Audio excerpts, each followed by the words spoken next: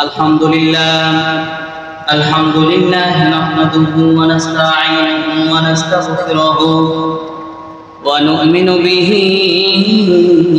ونتوكل عليه ونعوذ بالله من شرور أنفسنا ومن سيئات أعمالنا من يهده الله فلا مضل له ومن يضلل فلا هادي له ونشهد أن لا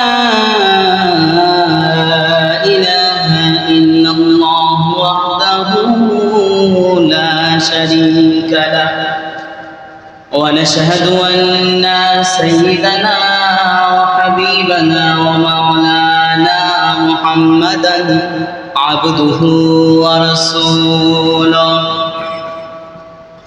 الذي أرسله بالحق بشيرا ونذيرا وداعيا إلى الله بإذنه وسراجا وقمرا منيرا فقد قال الله تعالى في كلامه المجيد وفي فرقانه الحميد أعوذ بالله من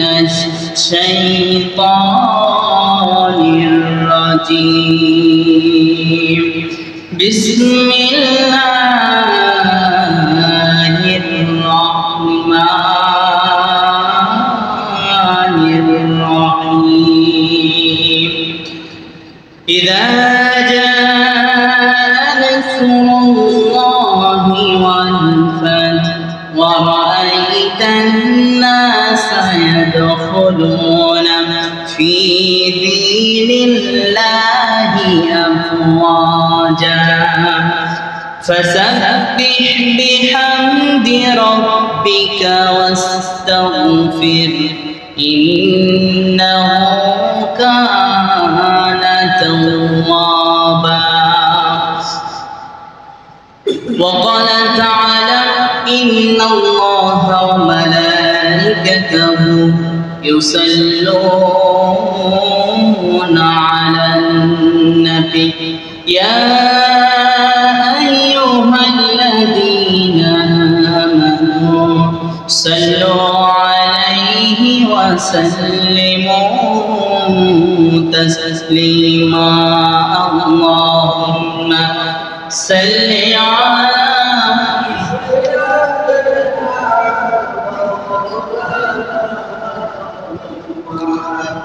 وعلى علي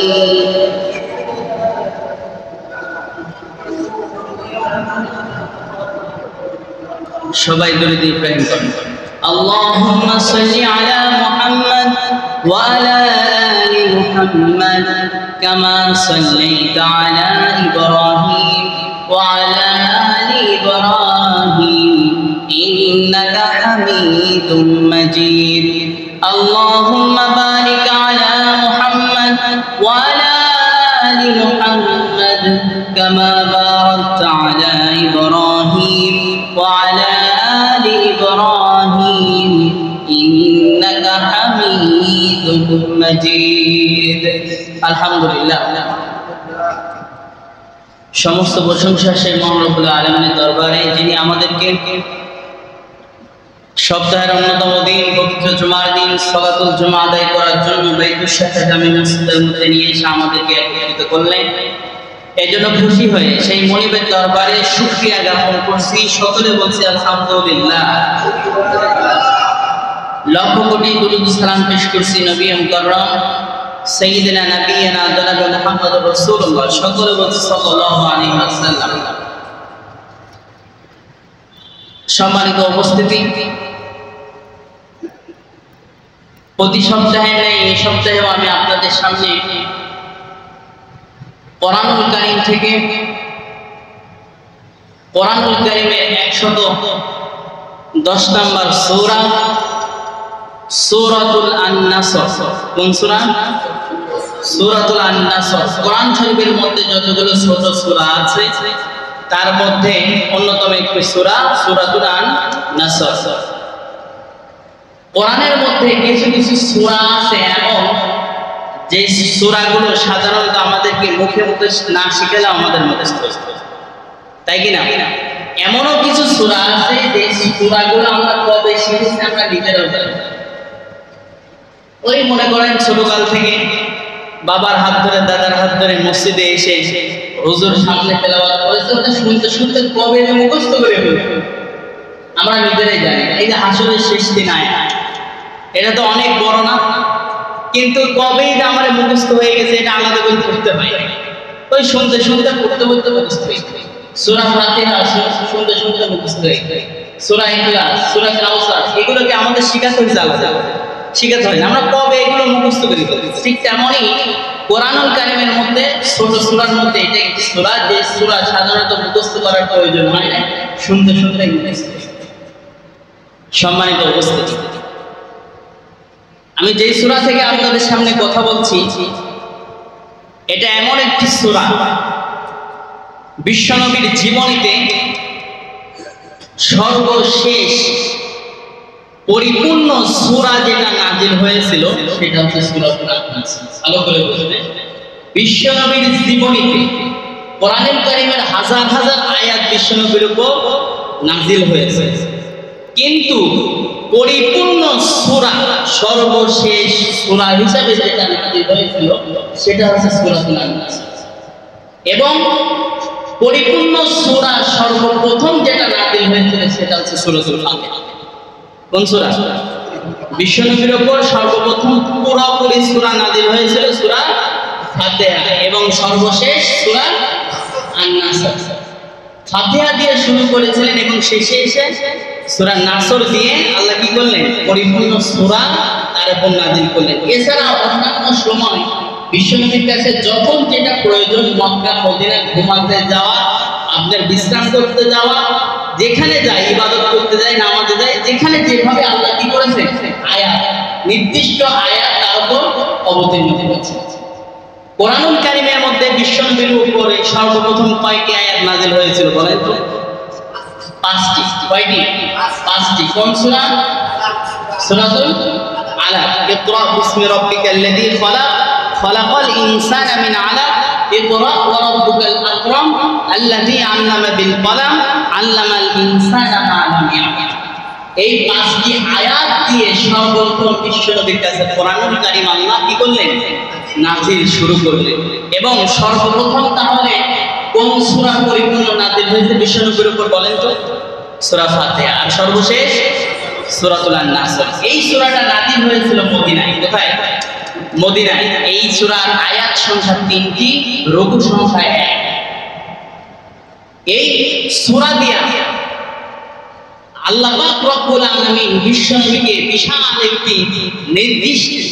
একটি নিদর্শন তিনি দান করেছিলেন। বলেন সুবহানাল্লাহ। আল্লাহ তাআলা বলছেন ইদা জাআ নাসরুল্লাহি ওয়াল ফাতহ। আল্লাহ তাআলা বলছেন যখন আমার পক্ষ থেকে সাহায্য আসবে তখন কি হয়ে যাবে? সব বিজয় হয়ে যাবে। আরেকটি জিনিস, এই সূরার নাম কি বলেন তো? এই সূরার নাম কি? সূরাতুল নাসর। এর বাদে এই সূরা, এই নাসর সহ মোট 3টা নাম আছে। কয়টা? 3টা নাম। এই সূরার নাম কয়টা? 3টা। প্রথম নাম হচ্ছে নাসর, মানে সাহায্য করা বা সাহায্য, প্রথম নাম। দ্বিতীয় নাম হচ্ছে ওয়াল ফাত। দ্বিতীয় নাম কি? ওয়াল ফাত মানে বিজয়। আর তৃতীয় নাম হচ্ছে আত-তাওবীর। কি নাম? আত-তাওবীর মানে শেষ, একেবারে শেষ, যাকে বলে বিদায়ী সূরা। যাকে কি বলে? বিদায়ী বলে। অর্থাৎ এই সূরার নাম কয়টা? 3টা। এই 3টাই আল্লাহ তাআলা কি করলেন? এর মধ্যে দিয়ে দিলেন। সম্মানিত উপস্থিতি, এবার আসেন এই আয়াতটা কখন কিভাবে বিশ্বনবীর উপর নাযিল হলেন? বিশ্বনবীর জীবনে বিশ্বনবী উমরা করেছিলেন 4বার। কয়বার? 4বার। হজ করেছেন কয়বার? 1বার। বিশ্বনবী হজ করেছেন কয়বার? 1বার। উমরা করেছেন 4বার। তিনি যে 1বার হজ করেছিলেন এটাই তার প্রথম হজ, এটাই তার শেষ হজ। জিলহজ মাসে গিয়ে যখন জিলহজ মাস চলতেছিলেন, ওই সময় বিশ্বনবীর কাছে এই সূরাটা আল্লাহ নাযিল করলেন এবং এই সূরার মাধ্যম দিয়ে তিনি নাযিল করে বিশ্বনবীকে জানিয়ে দিলেন আপনার দায়িত্ব শেষ হতে চলেছে, আপনার দায়িত্ব শেষ হতে চলেছে। এই সূরা দিয়ে বিশ্বনবী যখন বুঝতে পারলেন যে আমার দায়িত্ব শেষ, তখন কিন্তু তিনি ওই প্রথম হজই বিদায়ী হজ হিসাবে তিনি ভাষণ দিলেন। বিদায়ী হজের ভাষণ তিনি কখন দিয়েছিলেন? এই সূরা যখন তার কাছে নাযিল হলো, নাযিল হওয়ার পরে তিনি বুঝতে পারলেন আমার আর দায়িত্ব নাই, শেষ। তিনি যখন বিদায়ী হজের ভাষণ দিয়েছেন, সুবহানাল্লাহ। তাহলে বোঝা গেল অনেক শিক্ষা আছে নিজের। এবার আসেন আল্লাহ তাআলা কেন দিয়েছেন? বিশ্বনবী তিনি যখন মক্কা থেকে তাকে যখন তাড়িয়ে দিলেন, তিনি যখন মদিনায় চলে গেলেন, মদিনা তো সর্বপ্রথমই যাওয়ার পরে মদিনার রাষ্ট্র ক্ষমতা হিসেবে বিশ্বনবীকে দিয়ে দিলেন, তাই কিনা? বিশ্বনবী তো তখন বিজয়ী একটা রাষ্ট্র নিয়ে থাকেন, কিন্তু মক্কা তো বিজয় হয় না, হয়েছে? বিভিন্ন রাষ্ট্র গোত্র তিনি বিজয় করার পরেও মক্কা কিন্তু বিজয় হয়েছিল। তিনি যখন মক্কা বিজয় করলেন, তখন বিশ্বনবীর বিরোধিতা করার মতো আর কোনো মানুষ ছিল? যখন মক্কা মদিনা সবকিছু বিশ্বনবীর আন্ডারে, তখন বিশ্বনবীর সাথে বিরোধিতা করার কোনো মানুষ ছিল না। ওই সময় আল্লাহ পাক রব্বুল আলামিন নাযিল করে দিলেন ইযা জাআ নাসরুল্লাহি ওয়াল ফাত, হে নবী আমার পক্ষ থেকে সাহায্য আপনার মধ্যে এসেছে। আর সাহায্য কখন থেকে আসছে? আপনি যখন 313 জন নিয়ে বদরের প্রান্তরে যুদ্ধ করলেন, আমার পক্ষ থেকে ফেরেশতা পাঠায় আপনাকে বিজয়ী দান করলেন। বিজয়ী কার থেকে আসলো? আরেকটা আওয়াজ দেন, কার পক্ষ থেকে? বিশ্বনবী কি একা বিজয় করতে পারছিলেন? 313 জন নিয়ে যায় কি কোনোদিনই আপনার 1000 সৈন্যের সাথে যুদ্ধ করে পেরেটার কথা? বিজয় দিয়েছিল কি? সাহায্য করেছিল কি? আল্লাহ। এরপরে বিভিন্ন যুদ্ধে, উহুদের যুদ্ধে বলেন, মুতার প্রান্তরে বলেন, প্রত্যেকটা জায়গায় বিশ্বনবীকে আল্লাহর পক্ষ থেকে সাহায্য দিয়ে আল্লাহ পাক রব্বুল আলামিন কি করলেন? বিশ্বনবীকে বিজয় দান করলেন। এজন্য বিজয় যখন আসে তখন সর্বপ্রথম সাহায্য কার থাকে? একটা আওয়াজ দেন, আল্লাহ। মনে রাখবেন যতক্ষণ পর্যন্ত আপনি বিজয় আনতে পারবেন না, ততক্ষণ মনে রাখবেন যে আপনাকে এখন আল্লাহর পক্ষ থেকে আপনার উপর সাহায্য আসে না। কিন্তু যখন সাহায্য চলে আসে তখন আর বিজয় হতে দেরি লাগে না। বিশ্বনবীকে আল্লাহ জানিয়ে দিলেন, ওগো নবী আমার পক্ষ থেকে আপনার কাছে সাহায্য চলে এসেছে, ওয়াল ফাত, আপনি বিজয়ী হয়ে গিয়েছেন। এখন আপনার দায়িত্ব কি? শেষ হতে চলেছে। এই কথায় ছোট্ট একটা হাদিস আছে, হাদিসটি রাইসুল মুফাসসিরিন আব্দুল্লাহ ইবনে আব্বাস, রাইসুল মুফাসসিরিন হযরত আব্দুল্লাহ ইবনে আব্বাস পৃথিবীতে যত হাদিস আসবে, যতগুলো হাদিস ইবারতকারী আসবে, তাদের সব থেকে সর্দার যাকে বলা হয় সেটা হচ্ছে কি? আব্দুল্লাহ ইবনে আব্বাস।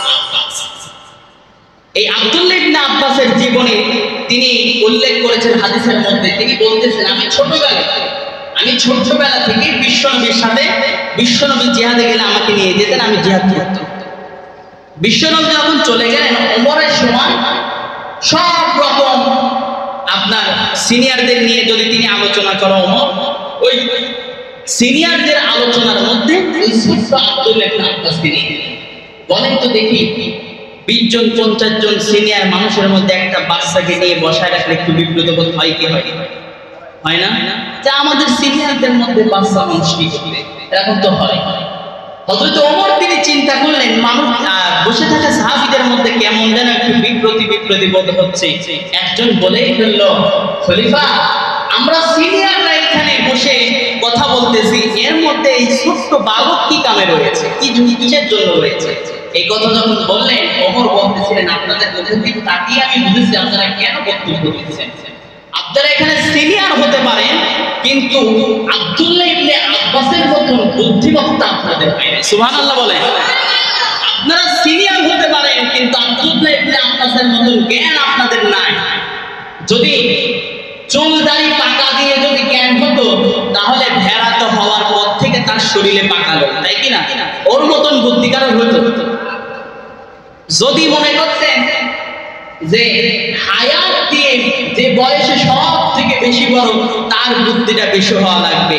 তাহলে পৃথিবীতে এমনও কিছু প্রাণী আছে শুরু থেকে শেষ পর্যন্ত বেঁচে থাকে, আছে না? হ্যাঁ, তারা তো বেশি জ্ঞানী কিন্তু, তাই হতো না? আল্লাহ এর দ্বারা প্রমাণ করতেছে জ্ঞানী হতে গেলে বয়সের প্রয়োজন হয় না, বা জ্ঞানী হতে গেলে তারই মুখ পাকা লাগে না। জ্ঞানী হতে গেলে আল্লাহ যাকে সাহায্য করে সে অটোমেটিক ছোট থেকে জ্ঞানী হয়ে যায়। সুবহানাল্লাহ বলেন। সম্মানিত উপস্থিতি, খেয়াল করেন, হযরতে ওমর যখন সামনে থাকা সাহাবীদেরকে এই প্রশ্নটা করলেন, এই বক্তব্যটা যখন দিলেন, সাহাবীদের মধ্যে একটা বিব্রত শুরু হয়ে গেল, কি এমন জ্ঞান তার মধ্যে রয়েছে। হযরতে ওমর তিনি এই সূরা নাসরের প্রথম আয়াত তিনি তেলাওয়াত করলেন, সকল সাহাবীদেরকে এক জায়গায় করে আব্দুল্লাহ ইবনে আব্বাসকে পাশে রেখে তিনি এবার এই সূরার আয়াতটা তেলাওয়াত করলেন, ইদা জাআ নাসরুল্লাহি ওয়াল ফাত। এই আয়াতটা যখন তেলাওয়াত করলেন, এরপরে তিনি তেলাওয়াত করলেন, ওয়া রাআইতান নাসা ইয়াদখুলুনা ফি দীনিল্লাহি আফওয়াজা فسبح بحمد ربك واستغفر إنه كان توابا। হযরত ওমর সূরাটি তেলাওয়াত করার পরে সামনে থাকা সকল সাহাবীদেরকে প্রশ্ন করলেন, ওগো আমার সাহাবারা, তোমাদের মধ্যে থেকে উঠে উঠে একজন করে আমাকে বলবা আমি যে আয়াতটা তেলাওয়াত করেছি এই আয়াতটার মাধ্যম দিয়ে আল্লাহ কি নির্দেশ আমাদেরকে দিচ্ছে এটা তোমাদেরকে বলতে হবে। হযরত ওমর যখন প্রশ্ন ফেলাই দিলেন, একজন সাহাবী উঠে বলছেন, ওগো খলিফা, আমি এই সূরা থেকে জানতে পারলাম আল্লাহ আমাদেরকে আরো বিভিন্ন দেশ বিজয় করার কথা বলেছেন। ওমর বলে, হয় নাই, বসো। আরেকজন উঠে বলছে, ওগো খলিফা, আল্লাহ তাআলা আমাদেরকে প্রশংসা আদায় করতে বলেছে, আমাদেরকে বেশি বেশি প্রশংসা আদায় করতে বলেছে, এই কথা বলেছেন। বলা, হয় নাই, বসো। এইভাবে এক একজন এক এক রকম উত্তর দিলেন। কিছু কিছু সাহাবীরা বললেন, আমাদের জানা নাই। এবার হযরত ওমর ছোট্ট ব্যক্তি আব্দুল্লাহ ইবনে আব্বাসকে দাঁড় করায় দিলেন, ওগো আব্দুল্লাহ ইবনে আব্বাস, তুমি দাঁড়াও। এই সকল সাহাবীদের মধ্যে থেকে আমি যে সূরা আন-নাসর তেলাওয়াত করেছি, এই সূরা আন-নাসর কি নির্দেশ দিচ্ছে তুমি আমাদেরকে একটু শোনাও। ওই ছোট্ট আব্দুল্লাহ ইবনে আব্বাস দাঁড়িয়ে বলছেন, আমি এই সূরা থেকে এটাই জানতে পারলাম বিশ্বনবীর দাওয়াতের কার্যক্রম একবারে শেষ মুহূর্তে চলে এসেছে। বিশ্বনবী আর দাওয়াত দিতে পারবেন না, তিনি দুনিয়া থেকে বিদায় নেবেন। এই সংবাদটা আল্লাহ তাআলা এই সূরার মধ্যে দিয়ে দিয়েছে। সুবহানাল্লাহ। এই কথা যখন বললেন, সকল সামনে থেকে সাহাবীরা চিন্তায় পড়ে গেল, সর্বনাশ, আমরা এতদিন ধরে বিশ্বনবীর সঙ্গেও জিহাদ করেছি, আবার ওমরের সঙ্গেও জিহাদে যাই, কিন্তু এই ছোট্ট আব্দুল্লাহ ইবনে আব্বাসের মতন জ্ঞান তো আমাদের এখনো হয় নাই। সেই দিনকার পর থেকে তারা বুঝলেন আব্দুল্লাহ ইবনে আব্বাস, এই আব্দুল্লাহ ইবনে আব্বাস হচ্ছে জ্ঞানীদের মধ্যে একজন। সেই দিনকার পর থেকে তারা কোনো মিটিং মিছিল করতে গেলে আব্দুল্লাহ ইবনে আব্বাসকে বাইরে রেখে তারা করতেন না। বলেন না সুবহানাল্লাহ। তাহলে বোঝা যায় জ্ঞানী হতে গেলে কি মুরব্বী হওয়ার প্রয়োজন আছে, শিক্ষিত হওয়ার প্রয়োজন আছে? জ্ঞান আল্লাহ যাকে দেয় সে অটোমেটিক জ্ঞানী। সম্মানিত উপস্থিতি, খেয়াল করেন, এবার আল্লাহ তাআলা কি বলছেন পরের আয়াতে, ওয়ারাআইতান নাসা ইয়াদখুলুনা ফি দীনিল্লাহি আফওয়াজা। আল্লাহ তাআলা বলছেন, ওগো নবী শুনেন, আপনি যখন আমি আপনাকে বিজয় দান করব, বিজয়টা যখন চলে আসবে, বিজয়টা আসার পরে আপনি দেখবেন ওয়ারাআইতান নাস, মানুষদের মধ্যে আপনি যখন নজর দিবেন, ওয়ারাআইতান নাস ইয়াদখুলুনা, তারা প্রবেশ করবে, কি করবে? প্রবেশ করবে ফি দীনিল্লাহি আফওয়াজা, তারা আপনার দ্বীনের মধ্যে তারা অটোমেটিক প্রবেশ করবে। কি করবে?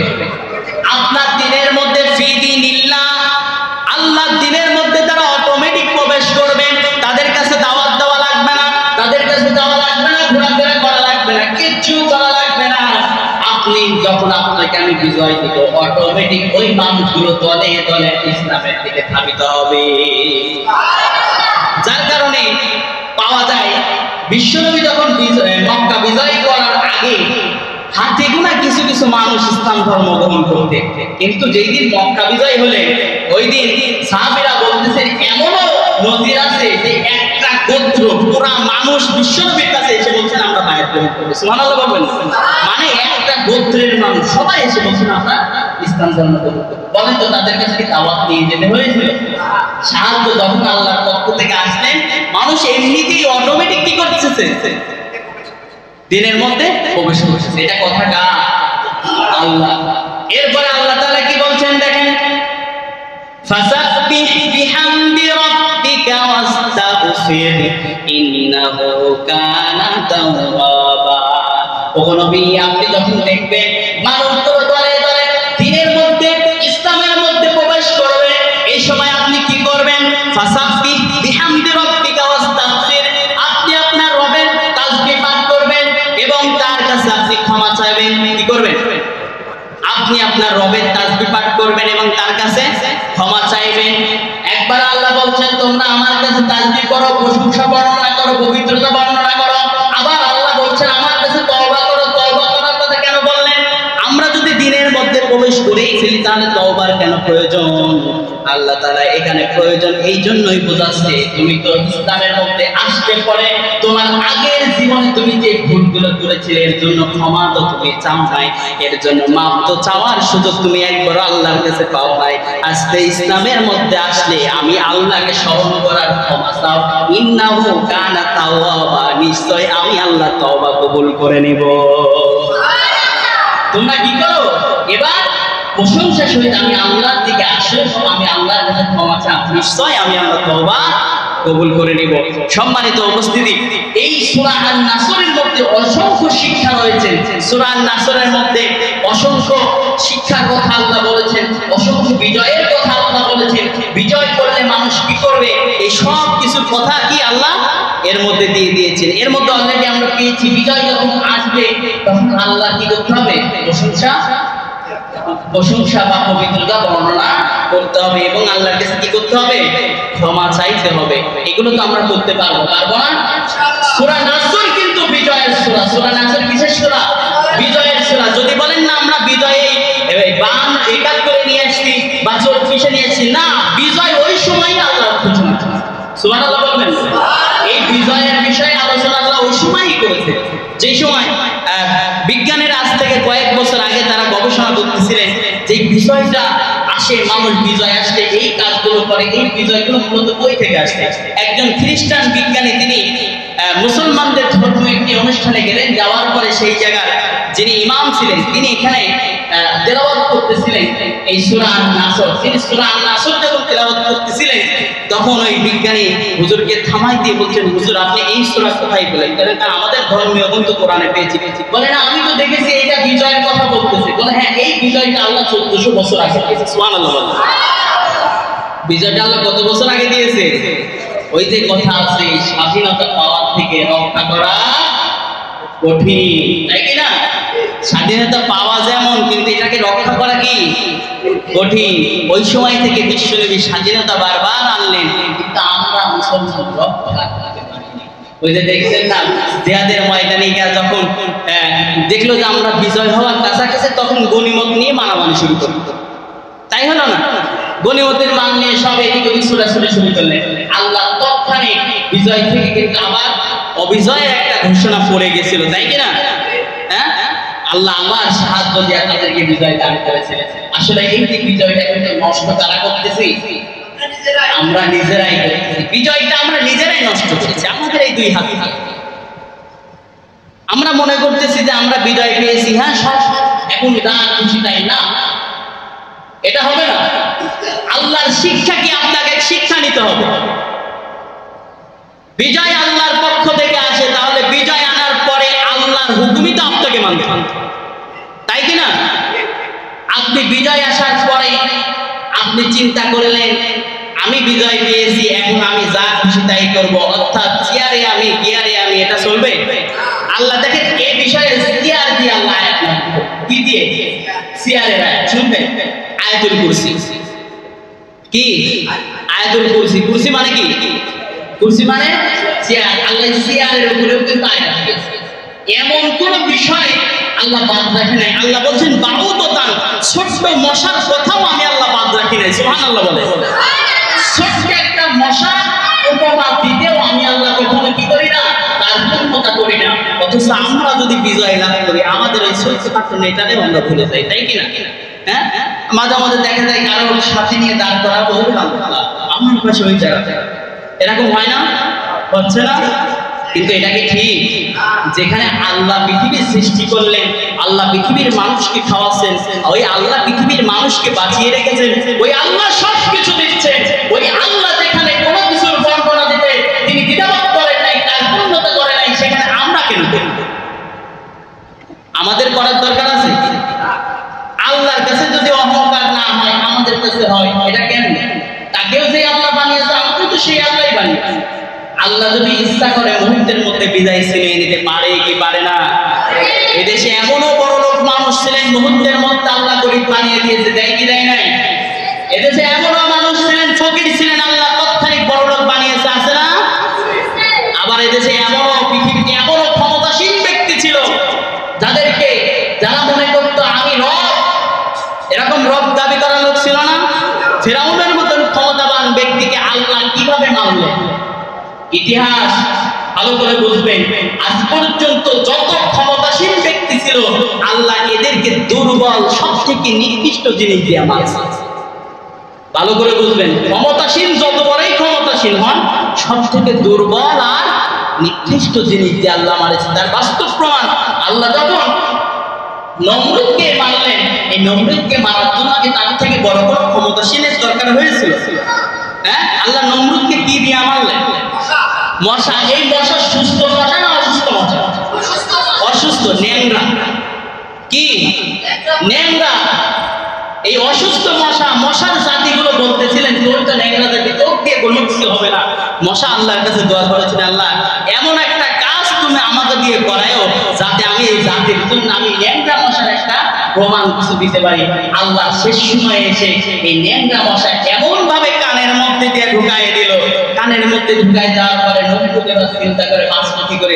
মাথার মধ্যে যখন ফুটফুট করে কামড় মারে, নমরুদ তার স্থির থাকতে পারে না, একজন লোক সেট করে দিল, তুই আমার মাথায় যখনই কামড় মারবে তখনই স্যান্ডেল দিয়ে বাড়ি মারবি, যখনই কামড় মারবে তখনই কি করবি? স্যান্ডেল দিয়ে বাড়ি মারবি। ওই যে পাশে তাকে সেট করেছিল, ওই কামড় খানিকক্ষণ পর পরে না, ও দুইটা করে এ কতক্ষণ মারা যায়? রাগ করে বেচারা এখানে এমন জোরে মারছো না, এমন জোরে আঘাত করেছে, ও কি মারা গেছে। তাহলে বলেন তো দেখি, নমরুদের মতন ক্ষমতাসীন ব্যক্তিকে আল্লাহ কি দিয়ে মারলো? ন্যাংরা মশা দিয়া। ফেরাউনকে আল্লাহ কি দিয়ে মারলো? পানিতে চুবায়া চুবায়া ডুব খাওয়ায়া খাওয়ায়া আল্লাহ মারলো নীল নদে। কোন মানুষের প্রয়োজন হয়েছিল? অথচ তিনি দাবি করেছিলেন আনা রব্বুকুমুল আলা, আমি রব। এই রবকে আল্লাহ এমন ভাবে ধ্বংস করলেন, কোন মানুষের আঘাত ছাড়া শুধুমাত্র পানির মধ্যে গেলেন, দেখলো যে সর্বনাশ। মুসা আলাইহিস সালাম তার দল বল নিয়ে 12টি রাস্তা দিয়ে পার হয়ে গেল। এবার মনে হয় রাস্তাটা আমার দাদা বা নানা তৈরি করে গেছে, আমিও যাই। তিনি যখন গেলেন, মাঝখানে যাওয়ার সাথে সাথে আল্লাহর পক্ষ থেকে কোন হয়ে যাও বলার সাথে সাথে ওই যে বিশাল 12টি রাস্তা সাথে সাথে নদীতে মিশে গেল। সুবহানাল্লাহ বলবেন না? একে ফেরাউনকে মারার জন্য কি আরেকজনের প্রয়োজন হয়েছিল? হয় নাই। মনে রাখবেন, পৃথিবীতে এরকম অনেক নজির আছে দুর্বল তিনি দিয়ে আল্লাহ ক্ষমতাসীনদেরকে মারে। এই জন্য ক্ষমতা দেখায় কোনো লাভ নাই। ক্ষমতা একজনই নিতে পারে, তিনি কে? আল্লাহ বলছেন তাবারাকাল্লাযী বিয়াদিহিল মুলকু ওয়া হুয়া আলা কুল্লি শাইইন কাদির। একমাত্র একচ্ছত্র ক্ষমতার মালিক যদি কেউ থাকে, সে কে? আরেকটা বলছেন কে? তাহলে যদি অহংকার ক্ষমতার বড়াই যদি কেউ করতে পারেন, তিনি কি? দুনিয়ার মানুষ করতে পারে? মনে রাখবেন, যারা এই ক্ষমতার অপব্যবহার করবে ওরাই প্রতিফলিত হয়ে যাবে। কথা বলেন ঠিক কিনা? এই জন্য আল্লাহ বিজয় হিসাবে এই সূরাকে নাযিল করলেন, নাযিল করে দিয়ে মানুষদেরকে বিজয়ের শিক্ষা দিতে। বিজয় আসলে লাফালাফি মারামারি তাণ্ডবজি করা যাবে না, বিজয় আসলে হাঙ্গামা করা যাবে না, বিজয় আসলে প্রতিশোধ গ্রহণ করা যাবে না। বরঞ্চ বিশ্বনবী যখন মক্কা বিজয় করলেন, বলেন তো দেখি বিশ্বনবীকে কি তারা শান্তিতে থাকতে দিয়েছে? নিজের ভূমিতে, মক্কা ভূমিতে থাকতে দেয় নাই। বিশ্বনবীকে মেরে আঘাত করে মাথা থেকে রক্ত ফেটে, এই রক্তটা গাও দিয়ে পড়তে পড়তে জুতার মধ্যে গেছে, জুতা মোবারক রক্তে আটকাই গেছে, দাঁত ভেঙে দিয়েছে, বারবার মেরে মেরে বিশ্বনবীকে আঘাত করেছে। ছোট্ট বাচ্চাদেরকে সবাইকে লেলিয়ে দিয়েছে, পাথর দিয়ে মারতে মারতে বিশ্বনবীকে অজ্ঞান করে ফেলছে। বিশ্বনবীর মতন কি কম কষ্ট, বিশ্বনবীর মতন কষ্ট কি আপনি সহ্য করেছেন? আমাদের কষ্ট কি বিশ্বনবীর থেকে কম না বেশি? কম না? তাহলে এই কম কষ্ট থেকে বিশ্বনবী এত কষ্ট সহ্য করার পরেও এমন কষ্ট তাকে দেওয়া হয়েছে আল্লাহর পক্ষ থেকে সরাসরি। আল্লাহ ফেরেশতা পাঠিয়ে দিলেন, জিবরাইল যাও আমার বন্ধুকে শুধুমাত্র বলো, সে যদি সহ্য করতে না পারে খালি হুকুম দিক, এখনই এই মুহূর্তে আমি এই মক্কার জমি কি করে ফেলবো, ফানাফিল্লা করে ফেলবো। কিন্তু বিশ্বনবীকে হুকুম দিয়েছিলেন না, বরঞ্চ তিনি কি করলেন দেখেন, মক্কা যখন বিজয় হলেন, মক্কা বিজয় হওয়ার পরে বিশ্বনবী যত মানুষ ছিলেন সবাইকে সাধারণ ক্ষমা ঘোষণা করে দিলেন। সুবহানাল্লাহ বলবেন না? কত বিশ্বনবীর উপর অত্যাচার করেছে, জুলুম করেছে, কিন্তু বিশ্বনবী শেষ সময় এসে কি করলেন, সবাইকে সাধারণ ক্ষমা ঘোষণা করে দিলেন। এর দ্বারা বিশ্বনবী প্রমাণিত করলেন শুধুমাত্র প্রতিশোধ নেওয়াটাই ঠিক, প্রতিশোধ নিলেই শেষ হয়ে যায় না, বরঞ্চ যদি মানুষকে ক্ষমা করে দেয়া যায় এর দ্বারা মানুষত্বের পরিচয় পাওয়া যায়। কথা বলেন ঠিক কিনা? তাহলে ক্ষমা তো আমরা করতে পারবো, পারবো না? যেখানে বিশ্বনবী ক্ষমা করে দিয়েছে সেখানে আমরা মনের মধ্যে রাগ রেখে লাগ আছে? কার উপর আপনি ক্ষমতা দেখাবেন, কার উপর আপনি রাগ করবেন? আপনারই তো প্রতিবেশী, আপনারই তো আত্মীয় স্বজন। বাইরের কেউ আপনাকে আঘাত করতে আসলে আপনার প্রতিবেশী আগে থাকে, তাই থাকে না? যে কোনো বিপদে বলে আপনার প্রতিবেশীর প্রয়োজন আগে হয়, হয় কি হয় না? হয়। তাহলে তার সাথে দাঙ্গা হাঙ্গামা করে কোনো লাভ আছে? আপনি নিজে ক্ষমা করে দেন, দেখেন আপনি নিজেও ভালো থাকবেন, আল্লাহর পক্ষ থেকে আপনার উপর রহমত, সাহায্য সবকিছু আল্লাহ। শোনেন, যদি আল্লাহর পক্ষ থেকে আল্লাহর ভালোবাসা যদি পেতে চান, আল্লাহ হাদিসের মধ্যে বলেছেন যে ব্যক্তি মানুষের উপর রহম করে না, দয়া করে না, আমি আল্লাহ তার উপর কি করি না, দয়াও করি না, রহমও করি না। সুতরাং আল্লাহর দয়া রহম যদি আমরা পেতে চাই তাহলে মানুষদেরকে ক্ষমা করতে হবে, ক্ষমা করা শিখতে হবে।